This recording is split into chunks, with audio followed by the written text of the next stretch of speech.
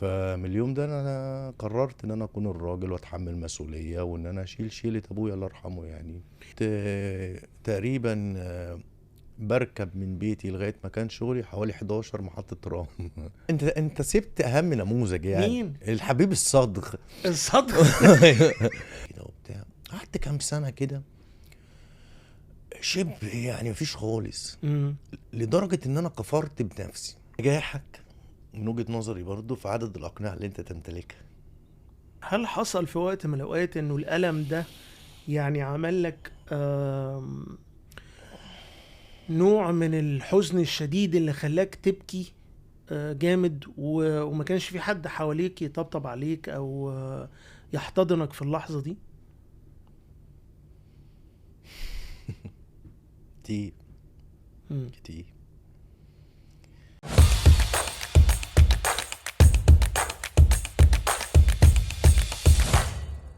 راجل حلقة اليوم هو المحامي والمستشار القانوني حسن عبد العال. حسن راجل مصري بقاله أكتر من 25 سنة بيمارس المحاماة، ملاكم قديم متمرس، وزوج وأب ل3 أبناء، وفوق كل ده اسكندراني صميم قوي قوي. حسن مشرفني ومنورني في حلقة النهاردة من بودكاست من راجل لراجل. أهلا بيك. اهلا وسهلا بحضرتك وسعيد جدا ان انا موجود معاك النهارده. بص يا حسن، احنا دايما يعني هنتعود في البودكاست ده انه هيبقى فيه سؤال اول بسأله لكل ضيوفي الرجالة، وده السؤال ده هيبقى ثابت. تمام. ما معنى الراجل في رأيك؟ والله صعب السؤال ده جدا، وصعب ان انت تجمع له تعريف مانع يعني تقول يعني إيه راجل. بس من وجهة نظري الراجل هو اللي بيقدر يتحمل مسؤولية، الراجل اللي بيقدر يكون سند للي ورا منه، الراجل هو القائد، الراجل هو المسؤول. فالراجل حاجات كتيرة قوي في حياتي انا ليه معاني كبيرة قوي. هو السند زي ما قلت، هو المسؤولية، هو الراعي. ده من وجهة نظري باختصار معنى كلمة راجل يعني. طيب امتى حسن حس انه بقى راجل؟ والله وتدابير ربنا ان انا فقدت السند والوالد وانا عندي 11 سنة تقريبا. الله يرحمه. الله يرحمه. كنت اكبر اخواتي. آه، فمن اليوم دوت حسيت ان انا لازم اكون راجل، يعني لازم ان انا اكون سند لوالدتي وان انا اكون في ظهرها وان انا اشيل معاها الشيلة بتاعت اخواتي وكده. وهي صرحتني بكده، يعني هي صرحتني بكده، ربنا يديها الصحة، قالت لي خلاص ماليش غيرك وكده. فمن اليوم ده انا قررت ان انا اكون الراجل واتحمل مسؤولية وان انا اشيل شيلة ابويا الله يرحمه يعني. طب اشرح لي برضو كده بالتفصيل، يعني طفل عنده 11 سنة بيعرف خبر وفاة والده، استوعبت اللحظة دي ازاي؟ وازاي اثر فراقه يعني علم عليك من وقتها لغاية دلوقتي؟ والله وقتها يعني حصل حاجة غريبة، يعني كان زمان كانت المدارس فترتين، مدارس كانت مم. صباحي ومسائي وكده. فاليوم اللي والدي توفى فيه ده كنت انا الوحيد اللي موجود في اخواتي في البيت مع والدتي. كان كل اخواتي راحوا المدرسة الصبح وانا كنت في الفترة المسائية. وهو سبحان الله ربنا يعني بيمهد للناس دايما الحاجات دي. والدي قعد تعبان تعب كبير يعني قبلها بفترة، اللي هو عارف انت الناس لما بتبتدي تطلب للعيان الرحمة، يعني اللي هو ايه يعني ايوه. ربنا يرحمه من المرض اللي هو فيه وكده. فالموضوع يعني ربنا بيخفه على الناس، اللي هو انت بتبتدي ايه مهيأ له نفسيا. خليني اقول لك ان انا كمان في السن الصغير ده مش مستوعب يعني ايه وجود راجل في البيت، يعني فاهم مم. انت ازاي؟ انت بتطلب فالحاجة بتيجي، لما بتعوز حاجة بتجري عليه بتقول له كده، ولكن انت مش مستوعب فقداني وبقى عامل ازاي. ابتديت استوعب دوت مش يوم ما توفى، ابتديت استوعب ده تاني يوم لما فجأة كده الناس مشيت وكده، ولقيت نفسي انا ووالدتي بس والولاد الصغيرين اخواتي وكده، ومش عارف اسأل مين، يعني مم. مش عارف اقول لي مين يعمل لي ايه اعمل ايه، فاهم انت ازاي؟ وابتدى اشوف عيون اخواتي بتبص لي انا يعني انت بقى اللي موجود وانت اللي المفروض مم. نقول لك وبتاع. فربنا من عليا بقصة فضلت ماشية معايا في حياتي، يعني اللي هي اما بعد يعني خلاص بقى فاهم انت ازاي، من دلوقتي اما بعد بقى افكر في اللي جاي. ساعدتني والدتي كتير طبعا في ان هي ابتدت يعني تنقل لي شويه خبرات ما كانتش متوفره لي عندي. ابويا الله يرحمه كان راجل طيب قوي الله يرحمه. قوي. زي ما بيقولوا كده في مصر الطيب بتاعه عدل يعني. كان في بقى محطات في حياتي، ناس كتيرة كان يعني ليهم فضل عليا وساعدوني وخدوا بإيدي في التوقيت دوت، ربنا قبل كل الناس مم. طبعا. أنا طول عمري أقول أنا ماشي على إيد ربنا يعني مم. يعني أنا طول عمري ما كانش ليا دور كبير في حياتي غير إن ربنا كان بيدبر لي الأمر بشيء ونعم كويس. بالله بس ونعم بالله. بس طيب، في مراحل حياتك المختلفة مين كان صاحبك أكتر، الفقر ولا الغنى؟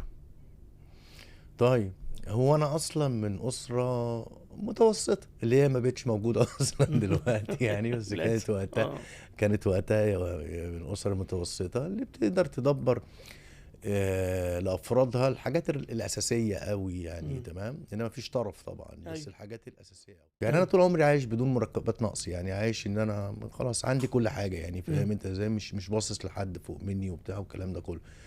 فأنا غني مم. طبعا. بس أنا غني طبعي يعني. الغنى غنى النفس. بالظبط. مم. ف... بس انا بسألك ليه على مسألة الغنى والفقر من مم. ناحية مادية، مم. لانه الواحد لما بيكون في فترة مبكرة من عمره في وضع مالي، يعني اسرته في وضع مالي معين، ده بالتبعية بيأثر عليه وبيأثر على قراراته وتصرفاته بشكل قوي جدا، وبيخليه بعد كده يعني بيشكل جزء كبير من شخصيته. وانا عارف يعني قد ايه شخصيتك صلبة، لكن قصة انه لا، ده الموارد المالية بقت محدودة لان الوالد توفاه الله، دي اثرت عليك ازاي في شغلك او في الشغلانات المختلفة اللي انت عديت عليها وفي قرارات حياتك اللي انت اتخذتها؟ طيب، هو لما الوالد الله يرحمه توفى انا نزلت شغل. مم. من اشتغل. سن 11 سنة. اه، مم. نزلت شغل وكنت تقريبا بركب من بيتي لغاية مكان شغلي حوالي 11 محطة ترام يعني انا كنت بشتغل في منطقة اسمها كامب شيزار في مطبعة، فكنت بركب حوالي 11 محطة ترام. وبالنسبة للغنى والفقر انا كنت اغنى حد في سني مم. يعني اغنى واحد عنده 11 سنة أيوه. لاني كنت بقبض في المطبعة مبلغ وقتها كان كويس، وكنت شاطر مم. يعني. اتعلمت الصنعة بسرعة، كنت مطبعجي هايل يعني قبل المحاماة والكلام ده، فكنت مطبعجي شاطر. فخليني اقول لك ان زي ما بقول يعني ربنا بيقطع ويوصل يعني فاللي اتقطع بوفاة الحاج كمصدر مالي، ربنا من عليا بان كنت بحقق جزء منه. تمام، كنت طبعا بساعد في البيت بقدر او باخر يعني. كنت شايل نفسي طبعا، فاهم، مبدئيا. فكنت ما عنديش مشكلة، كنت بلبس كويس وعايش كويس، معايا فلوس مش مع حد في أقراني يعني مم. يعني اللي في سني كانوا بياخدوا مصروف ايوه. وأيا كان هو محدود. مم. أنا راجل باخد يومية بقى أيوه. ف... طب لما كنت بتاخد اليومية آه. وبتخرج بعد الشغل، آه. كان شيطانك بيوزك بقى انا معايا فلوس ويلا بقى وعايزين نبعتر القرشينات، ولا كان لا في متطلبات؟ يعني كان الواعظ اللي هو المسؤولية اللي اترمت عليك أثرت في انه لا، انا اخدت يومية لكن في مصاريف في البيت، في مصاريف ليا، فمش هبعتر القرشين على اي كلام فاضي؟ ولا كان في بقى ايه برضو، يعني شاب بقى صغنون كده وعايز تفرح بالفلوس؟ لا، هو في التوقيت دوت مثلا لغاية سن 17 18 سنة يعني كنت بقبض وادي لوالدتي، مم. وهي كانت بتتكفل بقى بان هي تجيب لي لبس، تجيب لي حاجات من دي، تدفع مصاريف مدرسه، الكلام ده كله، تديني فلوس عشان اخرج عشان كده. تمام. بعد سن 18 وبدايه الجامعه وبتاع ابتدى يبقى فيه استقلاليه بقى، اللي هو ايه، انا بشيل في جيبي حاجه وبديها حاجه، وابتدى الدخل يزيد قوي يعني، مم. فاهم. يعني انا لما كنت 18 سنه مثلا كنت بقبض قبض ما بيقبضوش خريج جامعه مثلا شغال في الحكومه يعني. مم. كنت انا اللي بياخدوا خريج الجامعه في الحكومه في شهر كنت باخده في الاسبوع، فاهم، فكنت قبض كويس يعني. تمام. وبعدين انا ما كانش عندي بقى مشاكل الصغيرين ديت اللي هو ايه، يتعلم يشرب سجاير مش عارف ايه الكلام ده، اه. لان انا راجل رياضي بقى، فاهم انت يعني. انا كنت ايه، بتمرن وباكل وبشتغل، ما كانش عندي حاجه تانية اضيع فيها فلوس يعني. مم. الوقت الفاضي اللي ما عنديش فيه شغل كنت بروح اتمرن. ما هو احنا هنيجي بقى لموضوع التمرين ده. انت زي ما قلت انا في المقدمة، انت كنت ملاكم متمرس وقديم، وكان ليك صولات وجولات في الرياضة دي على مستوى اسكندرية وعلى مستوى الجمهورية. ليه ما كملتش في سكة الملاكمة كبطولات يعني سعي ان انت تخش الاولمبياد، تخش يعني بطولات اكبر، او زي ما ناس تانية عملت احتراف؟ هل انت القرار ده اخدته علشان كان عندك مسؤوليات الشغل والدراسة، ولا كان في اسباب تانية؟ طيب، اولا انا لما اتعلمت البوكس يعني، او خلي بالك انا لعبت تقريبا كل العاب النزال يعني، تمام يعني ما سبتش لعبه نزال ما روحتش اتمرنت فيها شويه او لعبتها شويه، بس كنت مرجع لي البوكس يعني، اروح واجي على البوكس. البوكس بالنسبه لي هو اسلوب حياه. بس في القصه دي انا كنت بتعلم العاب النزال او البوكس عموما والكلام دوت مش عشان البطولات يعني، ما كانش فارق لي او البطولات يعني، تمام. انا كنت بحاول ابقى انسان قوي يعني، تمام. عندي اسره، انا صغير، الناس كلها بصلي ان انا صغير، وانا فعلا كنت صغير ساعتها، وعندي اسره عايز ابقى مكمل لها كل حاجه حتى الحمايه يعني، فاهم انت. فكان ده بدايه ان انا اروح اتعلم بوكس او ان انا ابتدي العب رياضه او كده. انا عايز جسمي جامد والكلام ده كله، عشان زي ما بتوفر حماية مالية للأسرة، توفر حماية جسدية مثلا. أو بشكل أو بآخر يعني. ده كانت وجهة نظري وانا صغير يعني تمام يعني، ان هو ايه ما احسش ان احنا ناقصنا حاجة يعني، تمام. وانا ماشي بقى كانت شغل خد مني وقت طويل. انت عارف برضو الرياضة عشان تلعب في المستوى ده، مستوى الدرجة الاولى، ان انت تروح منتخبات وكده، خصوصا ان انت مش من القاهرة، او على الاقل جيلي يعني، والناس اللي هي مواليد السبعينات واللي هم في جيلي يعني عارفين الكلام ده كويس قوي. المنتخبات كانت بتتجمع معظمها من القاهرة والجيزة عشان بدلات الانتقال وعشان الكلام ده كله. فألعاب الأقاليم يعني لعيبة الأقاليم دايما ما كانش بيبقى الموضوع بالنسبة لهم سهل، ان انت تسافر وما عندكش حد تقعد عنده وتبتدي فاهم تقعد هناك ومعسكرات والكلام ده كله. الموضوع بيبقى صعب. فده حتى وانت ماشي كده، حتى لو انت ما وصلتش بتاع، بيبقى ايه مخلي الطموح عندك في الحتة دي مش كبير. يعني فاهم موضوع مصر، خصوصا لو انت كمان ما عندكش حد يسندك يعني، ما عندكش دخل كبير اللي هو روح واقعد وهنصرف عليك والكلام ده كله. الرياضه بتحتاج مصروف برضه يعني، تمام. ما كانش ده متوفر، تمام. فالواحد كان بيلعب اللي هو زي ما قلت لك شاب وعايز تبقى قوي والكلام ده، ده موجود، ده عملته فخلاص. ضيف لي كده ان مثلا في جيلنا ما كانتش الالعاب الفرديه مجديه يعني. جبت بطولة عالم هيدوك كام يعني؟ فاهم انت ازاي يعني؟ الموضوع ما كانش شهادة ب 22 جنيه شهادة البنك يعني الاهلي. فاهم انت ازاي؟ لعيبة المنتخب في التوقيت ده كانت بتاخد كام في الشهر ولا بتاخد كام يعني؟ فاهم انت؟ فالموضوع ما كانش مجدي يعني، ان انت احسن لك لو بتشتغل وبتقدر تحقق دخل ما.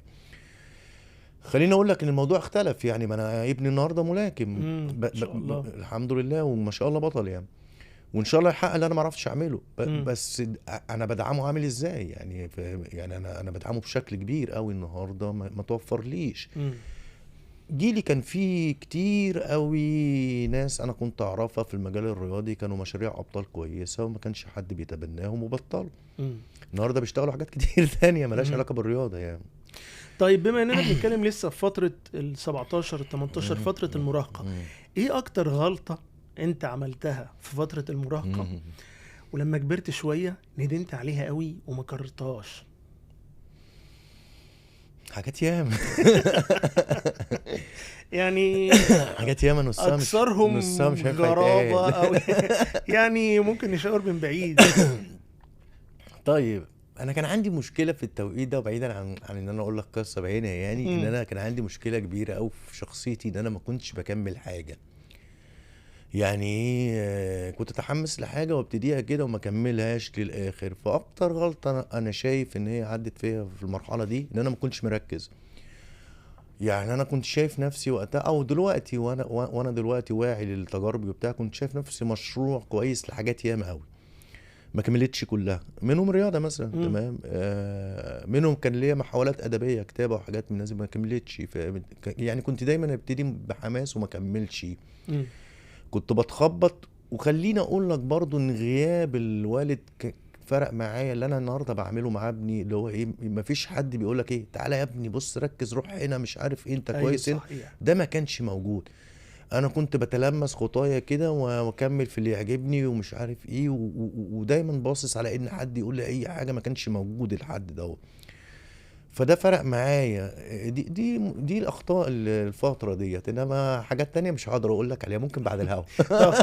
طب طب بمناسبة برضو المراهقة، واحنا لسه في المرحلة دي، واحنا كلنا بقى فترة مراهقة كنا بنحب على نفسنا جامد. ايوه انت كحبيب انا متجوز. كنت لا، ما انا بتكلم فترة المراهقة يعني المدام فترة المراهقة، كنت انت انهي نوع من الحبيب اللي بيكتب جوابات ويرميها لحبيبته بسرعه، ولا اللي بيعمل الميكسات الرومانسيه في الشرايط، فاكر احنا اللي كاسيت ابو روحين ده؟ ولا الحبيب بقى اللي هو الصامت اللي كان بيقف تحت البلكونه مستني بال3 ساعات بس عايز يلقط نظره ويروح؟ لا انت سبت اهم نموذج يعني. مين الحبيب الصادق. الصدق اللي هو ايه، ما عندوش مراره. ايه هتحبيني ولا ايه؟ لا طب اخلعي، فاهم انت يعني. انا كنت هذا الشخص يعني. اللي هو ما عندوش مراره يعني، تمام، اللي هو ها ولا ايه، ها طب يلا. ايه بس ده ما اظنش ان هو انتج اي قصص حب خالص. خالص كان فاشل. بس طبيعتي بقى. انا كده فهمت ايوه. طب ما احنا يعني اذا كان دي كانت طريقه رومانسيه حسن، طب انت لما جيت اخدت قرار الجواز، هل كان يعني بناء على هذا الاسلوب رومانسيه الصدق؟ انا استعير التايتل اللي انت حطيته او الترم ده، رومانسيه الصدق، ولا كان الجواز يعني بالطريقه بتاعتنا بتاعت جيلنا اكتر، يعني كان صالوناتي ما بين عيلتين في معرفة، طيب من خلي فلان وفلانة ونعرفهم على بعض ونشوف الموضوع ده؟ يعني جه قرار الجواز ازاي؟ طيب قرار الجواز، انا اللي هو عارف انت وصلت بقى العمر اللي لازم تتجوز وبقيت عالة في البيت، عارف انت اللي هو امي انت مش هتتجوز انت كده يعني. يعني انا مثلا ايه، اخواتي اتجوزوا بدري، فانا كان عندي مثلا ايه لما ابتديت افكر في موضوع الجواز ده حسبة ايه 28 سنة مثلا. انا متجوز تقريبا 30 31 كده. في 28 سنة ده ابتدت امي بقى اللي هو عارف انت ايه، كل ما تلاقيني قاعد في حتة في البيت ترفصني كده، عارف انت ومتجوز كده حاجات كده يعني. انت مش هتتجوز ولا ايه؟ انت عندك مشكله؟ حاجات كده بقى، ونفسي اشوف ولادك يعني. وابتدت تبص لي غلط بقى، وده ما بيتجوزش ليه؟ فاهم. فابتديت حاولت ايه محاولات كده ان انا اتجوز، فمثلا خطبت مرتين في حوالي 5-6 شهور المرتين ويفشلوا، فاهم انت ازاي؟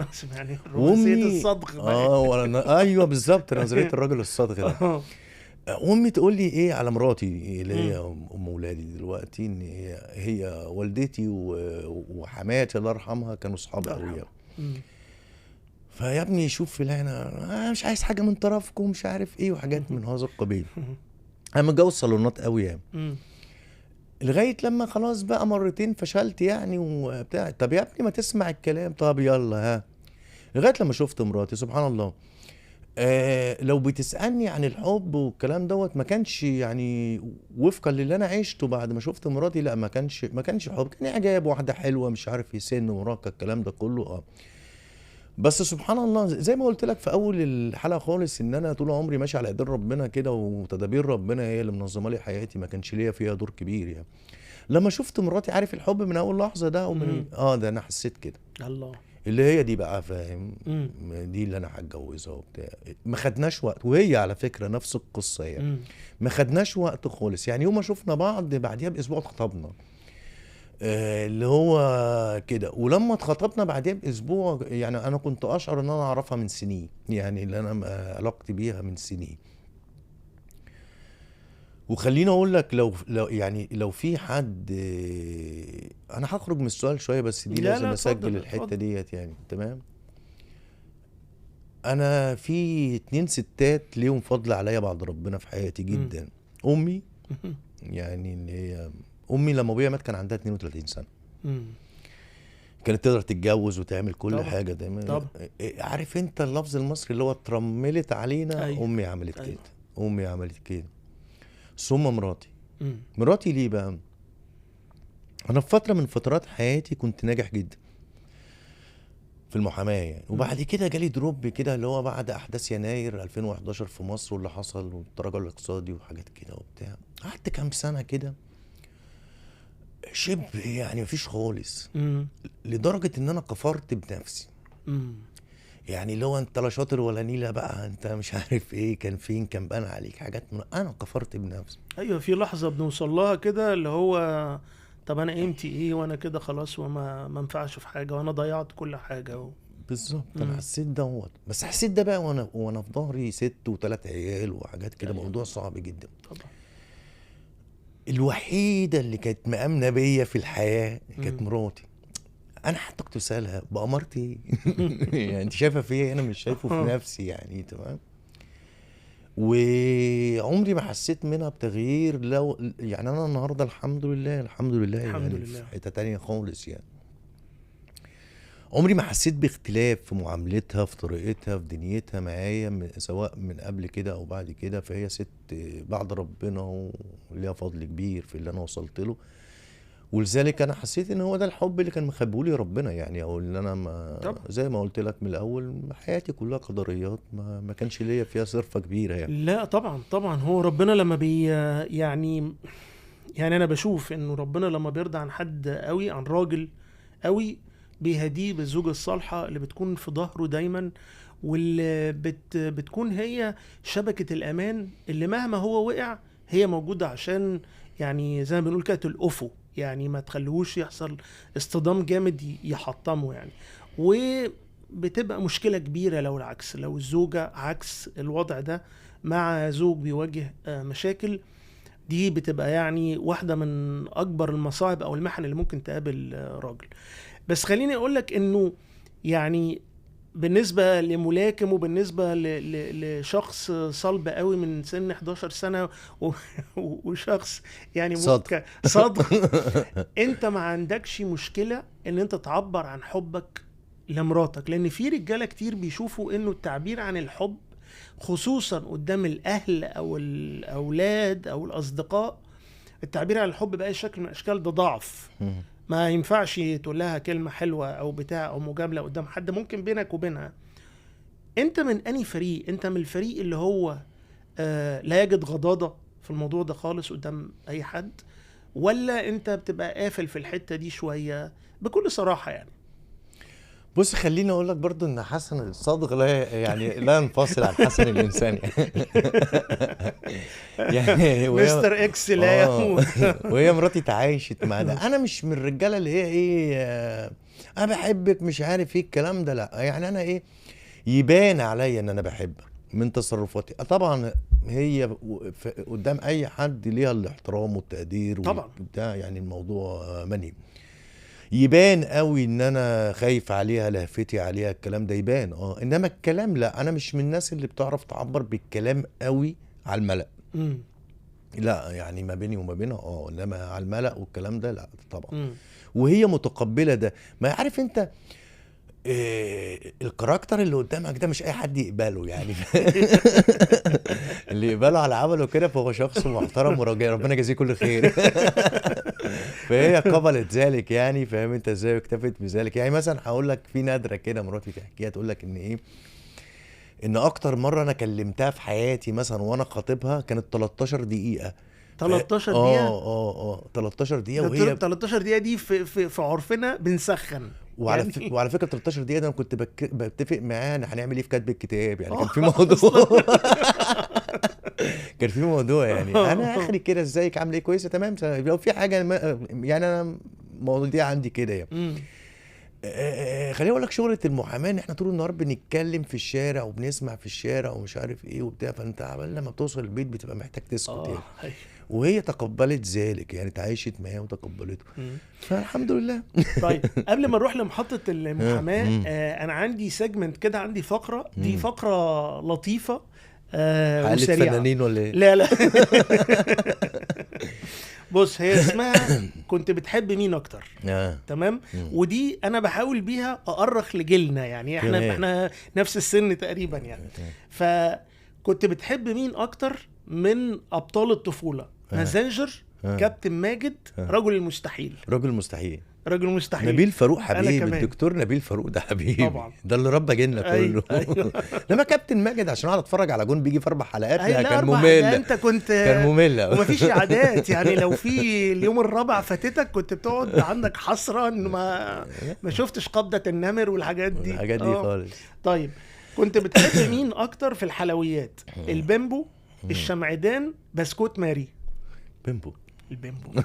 انا كنت بسيح البيمبو في الشاي والله والله العظيم دي كانت يعني كان مزاجي ان انا اجيب الشاي واسقي البيمبو. ويعني انا مش فاكر ان انا في التوقيت ده مثلا يوم يعدي من غير ما اكل بيمبو، يعني الموضوع يعني البيمبو دي كانت اختراع. اختراع محترم جدا، والشوكولاته كانت كبيره على وبتشبع. فكره موجود، بس تحس الحاجات دي مش زي زمان. مش نفس الحجم يعني. انا اخر مره اكلتها لا كانت ناقصه مثلا 35%. بقت اسبرينا. طيب، كنت بتحب مين اكتر في الفوازير؟ نيلي، شريهان، سمير غانم؟ سمير غانم فطوط. سمير غانم فطوط. الراجل ده يعني الله يرحمه كان عبقري طبعا بشكل طبعا غير طبيعي. من اكتر الناس اللي تضحكك سمير غانم. وبعدين عارف ميزه سمير غانم ان هو ما عملش كاركتر كده اللي هو ماشي فيه هو بيكرره على طول. لا، سمير غانم عمل كل حاجه وفي كل حاجه مضحك يعني. صحيح راجل صحيح. لا كان الله يرحمه يعني. كان راجل كوميديان. انا مره كتبت عليه يعني شبه مقال عندي على الفيسبوك بعد ما توفاه الله، انه الراجل ده الوحيد اللي جه في كوميديانات مصر حتى يومنا هذا اللي عمل كل انواع الكوميديا، اللي هم يمكن يعني في من 9 ل 12 نوع كوميديا. انت ادرى بقى. هو عمل كل انواع الكوميديا. الوحيد اللي عمل يعني كان عبقري. الله يرحمه. الله يرحمه. طيب، كنت بتحب مين اكتر في الكوره؟ الاهلي، الزمالك، الاتحاد؟ بص، الاهلي هو الفريق اللي انا بشجعه، بس الاتحاد سيد البلد يعني. وانا قلت برضه الاتحاد سيد البلد. لا ده حاله الاتحاد سيد البلد. الاتحاد سيد البلد. وكان في الاتحاد مين يعني؟ كان بوبو. ده بوبو بقى وشحته والجارم والبابلي. هل عمرك رحت حضرت له ماتش في اسكندريه؟ بص، احنا كان بيحصل ايه بقى ايام الملعب القديم اللي هو ملعب البلديه القديم ده اللي هو قبل محطه مصر كوم الدكه تقريبا. كانوا الاول يعملوا ايه القصه بتذاكر طبعا، تمام. فاحنا نروح بقى شباب صغيرين نركب القطر وبتاع، ما نقطعش تذاكر طبعا، احنا بلدنا في اسكندريه. ونروح نقف عند بيبان الاستاد وظباط الداخليه وبتاع قافلين البتاع، فاحنا نقعد نتحايل على الظباط، فهم مثلا بعد ربع ساعه نص ساعه من الماتش يدخلوا. طيب، بمناسبة الرياضة ونرجع تاني للملاكمة، أنا عندي سؤال يعني هو ملوش علاقة بالملاكمة قوي، بس هناخد مفردات الملاكمة يعني. إمتى الحياة بعد بقى مرحلة الجواز، وطبعا أنت تقدمت في شغلك كمحامي بمسافة كبيرة، إمتى الحياة ادتك هوك جامد قوي وقعتك وكان الحكم بيعد عليك؟ وهل في اللحظة دي خسرت الماتش ده وعوضت في اللي بعده، ولا قمت وواجهت الحياة ورديت الهوك ويعني انتصرت؟ طيب، لو انا هشبه لك الحياة بماتش بوكس، فانت بتلعب ماتش بوكس مع ملاكم جامد قوي، تمام. يعني هو هيفضل يضربك. الحياة الحياة هو ملاكم جامد قوي، هيفضل يضربك على طول يعني. القصة كلها لو انت راجل ملاكم متمرس يعني ان انت تقفل وشك كويس. ولو وقعت ما تقومش على طول، خد نفسك، خد وقتك يعني. وفي العدة التامنة في التاسعة تبقى جمعت كده، تمام. ويبقى متقبل من وانت نازل ان انت جاي تتضرب، يعني ان انت جاي تتضرب وتقوم يعني، فاهم انت ازاي؟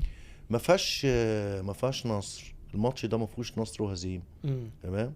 وفي جولات، ساعات هتطلع انت سكورك احسن هو سكوره احسن، بس انت تفضل في الماتش ده الى ان يرث الله الارض ومن عليها يعني. ده من وجهة نظري يعني. بس في ألم. ما هو الألم بقى عشان يبقى محترم لازم يبقى له ايه نتيجة يعني. يعني ما تحاولش ان انت تتألم بدون هدف يعني. ما تحاولش تروح تلعب ماتش وانت ما عندكش منه هدف، فاهم انت ازاي؟ لان في ألم انت بتخلقه لنفسك لان انت من الاول رحت ماتش غلط. ايوه. فده ألم بلا نتيجة، وده بيبقى غلطتك انت. انما لو ألم في حياتك العادية اللي هو انت تألمت بس وصلت في الاخر يعني ايه لكارير كويس، وصلت في الاخر ان انت نجحت في شغلك مش عارف ايه، كل ده ألم يحتمل، وحتى لم يعني ايه بتعرف تعديه وما بيعلمش معاك يعني. مم. انما في انواع من الالام لا بتفضل سايبه مسحه جواك، وده بيبقى من وجهة نظر 90%. يا اما انت وسعت اللي بيألمك يألمك، يا اما انت من الاول رحت ماتش غلط يعني. مم. طب هل حصل في وقت من الأوقات إنه الألم ده يعني عمل لك نوع من الحزن الشديد اللي خلاك تبكي جامد، وما كانش في حد حواليك يطبطب عليك أو يحتضنك في اللحظة دي؟ كتير مم. كتير كتير. و يعني انا من وجهة نظري ان الراجل لازم يبقى هو اول واخر نفسه. يعني ايه، ما تستناش حد يطبطب عليك يعني، فهمت؟ لذلك برضه انا كنت قلت لك تعبير في اول القصة انه هو اما بعد يعني، يعني حد خبطك وما كنتش مستني منه كده وبتاع، اما بعد تمام. بس ما انكرش ان ده برضو بيسيب جواك مساحات ما بتعرفش تتخلص منها مع الزمن يعني. طبعا. وساعات كتير يعني، ساعات كتير ابص لنفسي دلوقتي مثلا، انا عديت ال50 سنة، مم. ساعات افتكر نسخة مني كده كنت شايفها حلوة قوي بس ما بقتش موجودة، ومش عارف ارجع لها. ومش السن مم. فاهم؟ لا، انما هي مجرد احداث كتيرة عدت في حياتك وبتاع، خبطتك وكده. يعني هل الأحداث دي، الأحداث المحزنة، مم. خليتك في وقت من الأوقات لما تيجي تخرج تقابل الناس تحط قناع واتنين وتلاتة عشان تداري الحزن اللي موجود أو التغيير اللي حصل جواك؟ نجاحك من وجهة نظري برضو في عدد الأقنعة اللي أنت تمتلكها. نجاحك في عدد الأقنعة طبعا. اللي أنت تمتلكها. طبعا. يعني طرديا ولا عكسيا؟ يعني النجاح يبقى ان انت يبقى عندك اقنعة كتيرة ولا اقنعة اقل؟ عشان الناس ما تشوفكش في لحظات ضعفك، مم. وعشان الناس ما تشوفش فيك لحظة انكسارك والكلام ده كله، لازم يبقى عندك أقنعة بتلبسها في التوقيت دوت، وإلا تعتزل. مم. الحياة بره صعبة فاهم مم. انت ازاي؟ وفي ناس كتيرة ممكن تكون مستنية كسرتك، مستنية الكلام ده كله، فاهم؟ لو انت متعرفش تتخلص من مع احساسك اللي هو بينك وبين نفسك دوت، وتظهر على وشك احساس تاني، الموضوع هيبقى صعب. بس انت مش معايا ان ده ممكن يحمل الراجل، او مش ممكن، هو بيحمل الراجل مننا الكثير من التقل؟ لانه احنا من واحنا صغيرين بيتقال لنا انت ما ينفعش تعيط، انت ما ينفعش تتكسر. حتى لما بنكبر وبنبقى مسؤولين عن عيلة، وتيجي تدردش مثلا مع حد صاحبك او حد قريبك، فتقول له الالم اللي انت فيه، فيقول لك يا عم انت هتعمل لي فيها بقى حرمة، ما تشد نفسك ومش عارف. وفجأة تلاقي انه المجتمع المصري او العربي بالعموم يعني بيلومك جامد قوي، ان انت يعني زي ما الاجانب بيقولوا calling for help، انت بتحاول تستدعي اي مساعدة. فبينتهي الامر بانه زي ما انت بتقول، لا، كل واحد مع نفسه، اقفل على نفسك وحط اقنعة. طب ده اثره ايه على الوضع النفسي والصحة النفسية؟ طيب خليني اقول لك الاجابة على السؤال دوت في حتة كده معينة. احنا كمجتمع عربي عندنا انفصام ازاي بقى؟ يعني تجد مثلا ايه، كل يوم تطلع لك جمعيه نسائيه ما تقول لك ايه، ست زي الراجل، احنا مش اقل مش عارف من مين، احنا نقدر نعمل ايه، احنا كمان بنلعب كوره بتاع مش عارف ايه، حاجات كده يعني. تمام. وساعه الجد لا، انت اللي تصرف عشان انت راجل، انت اللي تشيل عشان انت راجل، انت اللي تعمل عشان انت راجل، انت اللي كذا عشان انت راجل، يعني كده هوت. ففي انفصام رهيب جدا، فاهم انت ازاي؟ طبعا. هو اللي خلق حاله ايه، الراجل اللي شايل، اللي تعبان، اللي مش عارف ايه الكلام ده، مع ان هو اصلا، هو ربنا خلق الراجل عشان يعمل كده اصلا يعني ده هو، الطبيعي. هو ربنا خلق الراجل عشان يعمل كده، ولكن في موروثات بقى سيئة. زي ايه؟ هو الراجل ليه ما ينفعش يعيط يعني؟ ما هو ربنا خلقه عنده غدد دموع يعني بالظبط. هيستخدمها في ايه؟ في البصل بس وخلاله قلب يعني يحس بيتعب وبيبقى وعينين يفرح تدمع وحاجات كده يعني، مم. والانبياء عيطوا يعني انتوا مم. عايزين ايه؟ في قصة ان الراجل ما يقعدش لا يعيط. طب انت لما بتتكلم مع ابنك ابنك عبد الرحمن، ربنا يخليه لك يا رب، يا رب. لما بتيجي في المنطقة دي، هل بتقول له عيط يا ابني زي ما انت عايز، اشكي يا ابني زي ما انت بقول له عايز؟ اعمل كل حاجة بس ما تتكسرش، ما تتكسرش للاخر. يعني ما تخليش حاجة تنال منك للآخر، مش عشان انت راجل ولا ست ولا الكلام ده كله. الكسرة للآخر ملهاش قومة، فاهم انت؟ طب اشرح لي يعني ايه كسر للاخر. يعني لو هو عيط قدام واحد صاحبه، هل دي تبقى كسر للاخر؟ لا لا لا لا، ولو عيط قدامي ولو عيط قدام نفسه ولو عيط قدام، دي مش كسر الآخر، بس ما تخليش الشعور ده يتملك منك ان هو امم. يقعد معاك وقت كتير. اه. يعني اطلع بسرعة، ايوه. اطلع بسرعة، تمام. عارف انت لما تروح البحر كده وموجة تخبطك، لو ما قمتش بسرعة كل موجة هتيجي تخبطك تاني، أيوة. تخبطك، مش مش هتعرف تطلع من هتقوم، السطح نفسه، هتموت، تحت السطح. ايوه. هتموت. أيوة. او هتلاقي نفسك مريض نفسي بشكل او باخر او الكلام ده كله. فهي القصة انت تطلع بسرعة، انما ما تتكسرش، مفيش حد ما بيتكسرش. صحيح صحيح. انا آه، حتى انا دايما اقول لنفسي، انا مديك 3 ايام تكتئب، تحزن، تعمل اللي انت عايزه. بالظبط. اليوم الرابع الساعه 8 الصبح انا بقول لنفسي كده، مم، لو اديتني الوش ده هبهدلك. مم، مم، ده بيبقى مم. يعني التزام بيني وبين نفسي، ان هم بالظبط 3 ايام بالظبط بالظبط، بالظبط. اللي هم زي 3 ايام الحداد يعني، حصل. وخلص الموضوع. بالظبط. واستعير برضو الجمله اللي انت قلتها، اما بعد، مم، مم، او يعني جو اون مم، اللي بعده على مم، طول. مم، مم. فده مهم جدا جدا. طيب بمناسبه الابناء، بما ان جبنا سيره عبد الرحمن وانت عندك مي مي ومليكة. ومليكه، مم. سؤالي اللي انا ساعات بساله لنفسي، ها. يا ترى انت اللي بتربيهم ولا هم اللي بيربوك؟ طيب. هو انا ما كنتش ولد طيب وانا صغير، كنت شقي، فلازم يطلع لي عيال آه. عشان. لازم يقعد لك يعني. ايوه لازم يقعد. والله انا وهم، بص انا عامل معاهم ديل كويس. مم. يعني انا وولادي صحاب قوي، فاهم؟ يعني ما تحسش في علاقتنا علاقة الاب قوي الرسمية والكلام ده خالص يعني. جميل. يعني مثلا مليكة مسماني حسونتي مثلا، حاجات كده. جميل. نفسي اسمع منها كلمة بابا. تحس ان انا مش قادر اقنعها ان انا بابا يعني. انا وولادي بنربوا بعض، يعني عارف انت.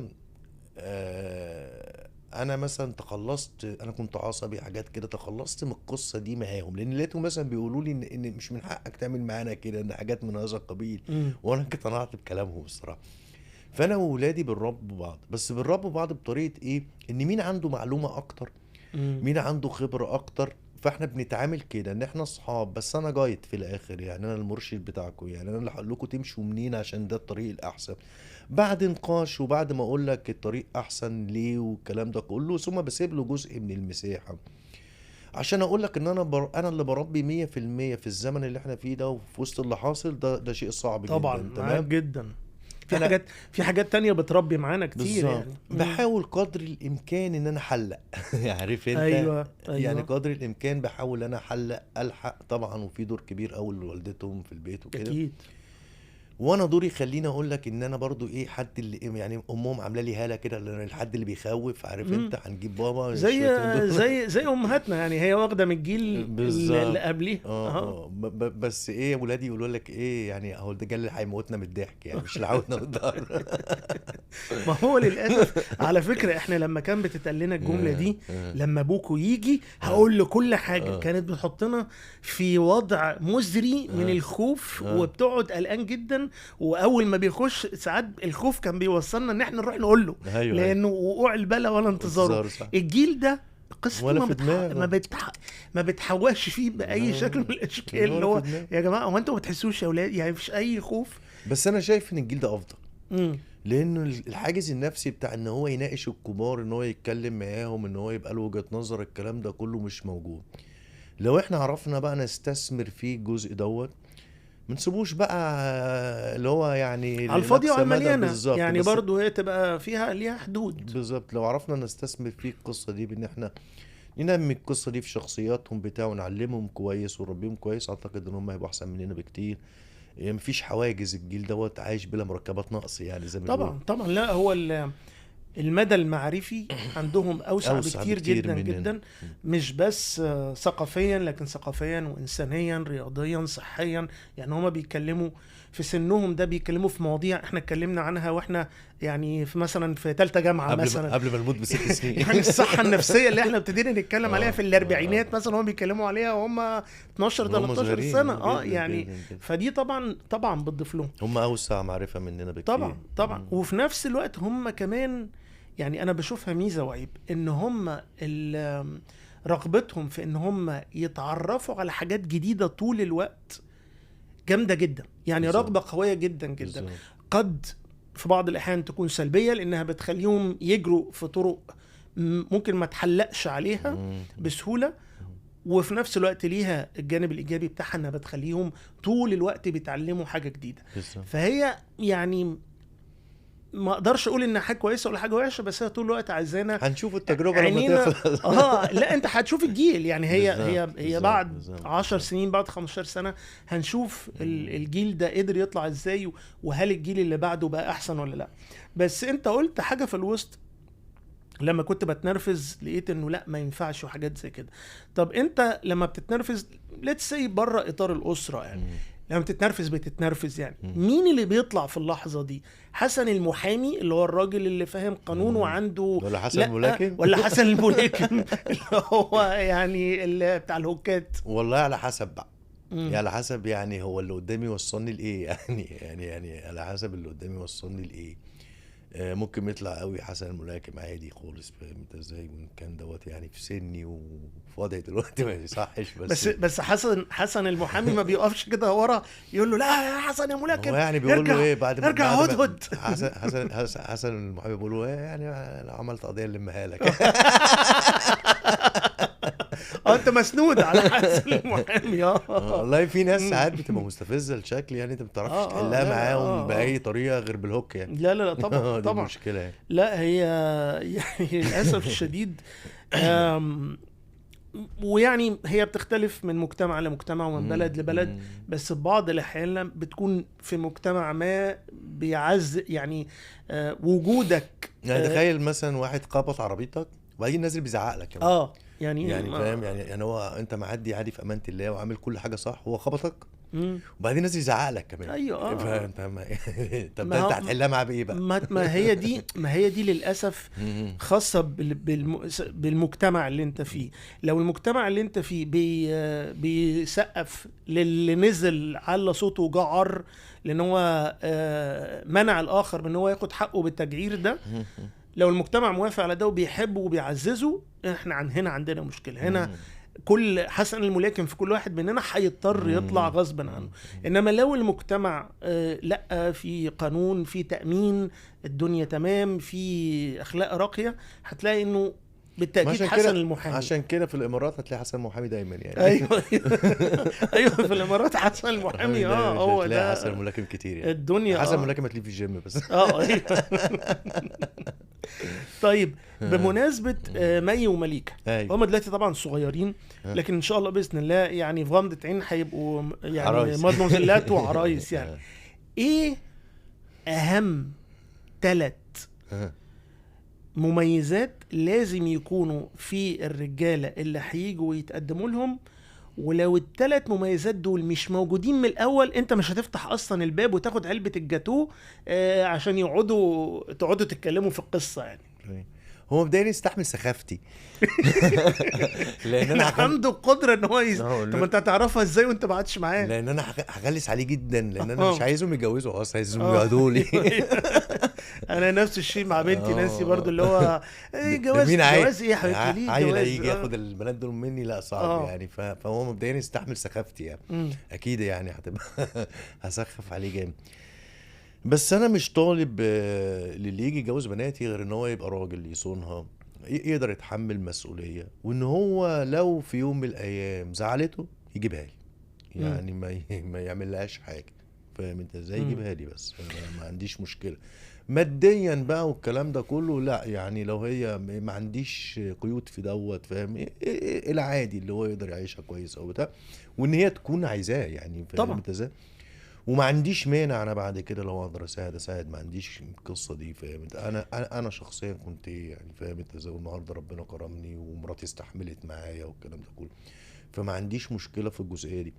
ولكن زي ما بقول لك ان هو حس ان هو عيل مسؤول، يعني عيل راجل، يعني فاهم انت ازاي. فهي في معضلة دلوقتي مم. بتواجه معظم الآباء، اكتشف معدن الجدع اللي جاي ياخد بنتي ده بدري ازاي. ما هو طبعا كل واحد مننا عنده خبرة وبتعرف تقرا البني ادمين وبتاع، بس الواحد بقى بيشوف دلوقتي جوازات الولد داخل بيبقى زي الفل، يا دوبك 6-7 شهور بعد الجواز يطلع وحش، يعني قليل ادب وما بيصونش ده كده جابوا عشرة. النفس. كده جابوا كده حسن الملاكم هيطلع بجد. ده كده جابوا النفس.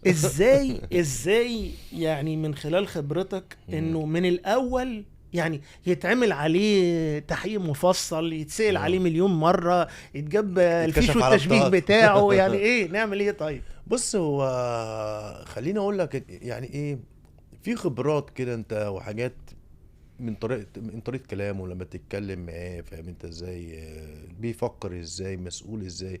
شوف علاقته بامه باخته، فاهم انت ازاي، التعامل عندهم في البيت. يعني انا دايما بقول ان الجواز مش واحد بيتجوز واحده، ده اسره وعيله طبعا. بتتجوز عيله، يعني مم. فاهم انت ازاي. شوف الناحيه التانيه البيت عامل ازاي، والده ازاي بيحترم والدته بتاع، لان هو هيطلع قاري الكلام من اللي هو شافه، فاهم طبعا. انت ازاي. ثم هو بيشتغل ايه، في شغله عامل ازاي، عيل بيتحمل مسؤولية، فاهم انت ازاي، عيل لازم يروح يسأل ولا عنده قرار ولا الكلام ماشي ازاي، فاهم مم. انت ازاي. كل ده انت تقدر تستشفه من بدري. مم. فترة الخطوبة اعتقد ان هي ما ينفعش تبقى قصيرة بأي حال من الأحوال، ولا طويلة قوي، بس تبقى معقولة ان الناس تكتشف فيها بعض. صحيح. تمام. الكلام ده كله يقدر يكشف لك، وفي الاخر برضو اكيد في حاجات هتفلت يعني. بس انا عايز اقول لحضرتك على حاجة الواحد بيشوفها في واقع الشغل، يعني فاهم انت ازاي، وحالات الطلاق في وقت مبكر جدا مثلا في الزيجات وكده. هي القصة ما بتبقاش اكتر من ان هو وحش او هي وحشة والكلام ده. هي القصة هو جاي من بيئة وهي جاية من بيئة، وعبال لما بيجدوا مثلا صيغة مشتركة ما بينهم، الموضوع ده بياخد وقت، هم ما بيصبروش على الوقت ده. مم. وفي نفس الوقت الاباء من الطرفين او بتاع لما بيتدخلوا ما بيدوهمش الخبره ازاي يصبروا على الوقت ده. يعني مش هتلاقي مثلا اسره بتقول لابنها ازاي تتجوز، مم. يعني ازاي تفتح بيت، ازاي تبقى انت سيد قرارك او مش عارف ايه وبتاع. ولا الناحيه التانية الام مم. بتقول لبنتها ازاي تتجوزي. والاشكاليه الاكبر على فكره اللي بتنهي الزيجات في وقت مبكر هم الاهل على فكره. مثلا الام عايزه ابنها راجل قوي السيد في بيته، اه والتانية عايزاها ايه يعني تديله مش عارف بايه، وهي اللي ايوه تبدا، يعني ما فيش في حين ان هي العكس مع بنتها يعني فاهم. طب انت مع الناس اللي بتقول انه لما الولاد يتجوزوا مم. يقفلوا على بيتهم وما يحكوش اي حاجة الا يعني الحاجات البسيطة لاهلهم اولا، بحيث ان هم يقدروا يحلوا مشاكلهم ما بينهم وبين بعض من غير ما النفوس تتعكر من ناحية الاهالي. هل انت مع طبعا. الاتجاه ده؟ اه طبعا، ما مم. يحكوش اصلا، مم. ما يحكوش اصلا. عيشوا حياتكم بحلوها وبمرها، اتعلموا سوا، اتعلموا تحلوا مشاكلكم سوا. انتوا الاتنين قالب بيه جواز، انتوا الاتنين اتعلموا، استمتعوا بكل تجاربكم، استمتعوا بان انتوا اتعاركتوا النهارده وبكره اتصالحتوا، فاهم، من غير مم. كبر يعني مين اللي يبتدي والكلام ده كله. استمتعوا بالنوع ده من العيش. لان لما بتمشوا شويه في الجواز وتبقوا مثلا زي كده بقالك 20 سنه متجوز ولا بتاع، بتقعدوا تتندروا على القصص اه. فاكره لما كنا وفاكر لما كنا والكلام ده كله، بتبقى حاجه كويسه جدا. استمتع بكل مراحل عمرك بدون تدخلات. مم. اغرق انت وطلع نفسك، يعني مش هتتعلم العمر غير كده، يعني اغرق صحيح. وطلع نفسك، فاهم انت. استمتع بقى بكل مراحل عمرك، وانت علم ابنك كده، وانت علمي بنتك كده، والا هيرجعوا لكم. ايوه يعني ارجعوا اقعدوا في ارابيسكو زي بالظبط ما بنقول. بالظبط بالظبط. طيب بمناسبة ان احنا بندي يعني بنحاول ندي خلاصة خبرتك للآخرين، مم. كمحامي بقى انت مم. بسم الله ما شاء الله اكتر من 25 سنة محامي في مصر والامارات، اشتغلت تقريبا في كل يعني انواع القانون المختلفة. ايه اكتر نوع في القانون استهواك؟ يعني القانون الجنائي، الأحوال الشخصية، الحاجات بقى الإداريات الخاصة اللي هي الحاجات المدني. إيه أكتر حاجة أنت كمحامي بتلاقي فيها تشالنج او يعني نوع من انواع التحدي اللي هو الله، يا بقى سيبوني بقى، سيبوني انا بقى انا ودوسيه القضيه ده؟ والله بص، لو سألت 90% من المحامين هيقول لك الجنائي. امم. الجنائي اصلي جريمه واثاره والكلام ده، ومجرم وممكن تطلعه ومش عارف ايه الكلام ده كله. انا بالنسبه لي لا، مش فرع قانون، يعني انا بالنسبه لي قضيه. امم. يعني انا بالنسبه لي مش فرع قانون. قصدك ملابسات القضيه بالظبط. كل ما اتعقدت مثلا؟ لا والله، ولا. كل ما حسيت ان انا في الجانب الكويس يعني امم. تمام. يا ساعات تجي لك قضيه مدني، ناس ضايعه حقوقها ومش عارف ايه، وفرصهم بالنسبه للورق ضعيفه، وانت تبتدي تبني لهم وضع قانوني شبه من عدم والكلام ده كله، وتجيب لهم حقهم، تحس ان انت عانيت في القضيه وكان فيها اثاره، وان انت نجحت فيها وبتاع، فتلاقي نفسك بالنسبه لك ساعتها القانون المدني احسن قانون، او ان انت حابب امم. تشتغل وبتاع. فانا بالنسبه لي عمرها ما كانت فرع قانون قد ما هي ملابسات قضيه يعني. امم. ايه اكتر نصيحه، بس نصيحه من محامي عقر بقى، ايوه. تقدر تقولها للمحامين الشبان توفر عليهم غلطات كتير؟ اول حاجه اشتغل محاماه بس. يعني معظم المحامين الصغيرين، عشان المحاماه في اولها ما فيهاش فلوس كتير، ما فيهاش بتاع، يلجأ ان هو يعملها هي وشغله تانية. تمام، يضيع وقته ومجهوده في حاجه تانية، حاول يعملها هي جنب حاجه. امم. المحاماه ما تحبش ضره، واصبروا عليها، لان المحاماه شغله عايزه واحد صلب، لانها في اولها فعلا مرهقه ومتعبه جدا. وما تبطلش تقرا، وما تبطلش تسمع الناس. لو وفرت الحاجات ديت لاي حد، ما اعتقدش ان هو مش هينجح، واكيد هيبقى محامي كويس. واتمنى لكل الناس الخير والتوفيق طبعا يعني. يا رب. طيب النهارده لما بتبص على يعني حسن الشاب وحسن النهارده الشاب برضه، قولي 3 حاجات اتغيروا تماما ما بين النسخة دي والنسخة دي. ظهري وجعني. ده كله ده عرق النسا ده كله يعني. اكيد انا النهارده اعقل، اهدى، متزن اكتر. انا وانا صغير كنت يعني عفياجي شويه كده واكثر عصبيه واكتف قوي وبتاع، ومش عارف اوفر طاقتي ولا احطها فين. النهارده لا، الخبره والسنين فرقت طبعا، فاهم، فرقت عقل وفرقت اتزان بتاع.